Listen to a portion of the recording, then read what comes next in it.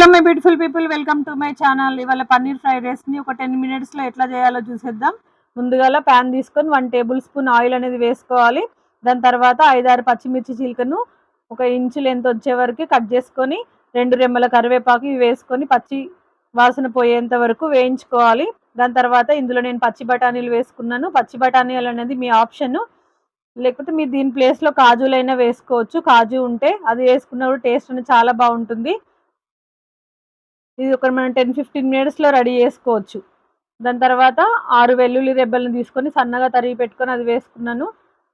చిటికెడు అల్లం వెల్లుల్లి పేస్ట్ అనేది మీ ఆప్షన్, ఎందుకంటే మనం ఆల్రెడీ వెల్లుల్లి రెబ్బలు కూడా యూజ్ చేసాం కదా ఈ రెసిపీలో.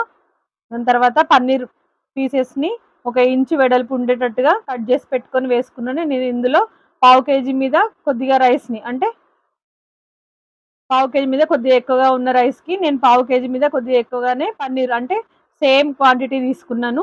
ఎందుకంటే అట్లయితే మనకు పన్నీర్ పీసెస్ అనేది బుక్కకి తినొచ్చు. కొద్దిగా వేగిన తర్వాత చిటికెడు పసుపు, 1/2 చెంచా జీలకర్ర పొడి, 1/2 చెంచా ఉప్పు, 1/2 చెంచా కారపొడి ఇవన్నీ వేసుకొని బాగా వేయించుకోవాలి.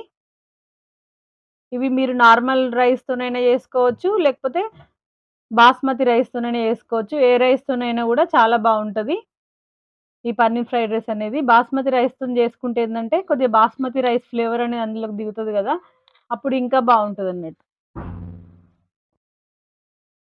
ఇవి కొద్దిగా వేగిన తర్వాత నేను రైస్ అనేది యాడ్ చేస్తున్నాను. ఈ రైస్లో నేను ఆల్రెడీ హోల్ గరం మసాలా వేసుకొని బాయిల్ చేసి పెట్టుకున్నాను. దాని తర్వాత చిటికెడు మిరియాల పొడి, చిటికెడు గరం మసాలా, 1.5 టీ స్పూన్ కారపొడి, 1 టీ స్పూన్ సాల్ట్ ఇవన్నీ వేసుకొని బాగా కలుపుకోవాలి. మనం ఇవన్నీ రైస్లోనే యాడ్ చేయాలి, ఎందుకంటే ఆల్రెడీ మనము పన్నీర్కి కొద్దిగా యాడ్ చేస్తున్నాం కాబట్టి. పన్నీర్కి యాడ్ చేయకపోతే ఏంటంటే మనకి పన్నీర్ అనేది అంత టేస్టీగా ఉండదు, కొద్దిగా సప్పగా ఉంటుంది. మంచిగా టేస్ట్ అనేది బాగా రావాలంటే అందులో కొంచెం యాడ్ చేసుకోవాలి, రైస్లో కూడా యాడ్ చేసుకోవాలి. అట్లయితే మనకు మంచిగా వస్తుంది. ఇందులో నేను ఎట్లాంటి సాస్ కానీ ఎట్లాంటిది కానీ ఏమి వాడలేదు. ఇవి కొద్దిగా వేగిన తర్వాత మనం కొత్తిమీర వేసుకొని దింపేసుకుంటే సరిపోతుంది. ఇట్లాంటి వీడియోస్ కావాలంటే please subscribe to my channel, that is Swathi food studio. మీకు నచ్చింది, అర్థమైందని అనుకుంటున్నాను. Bye guys. చూసారా ఎంత బాగా వచ్చిందో రైస్ కూడా.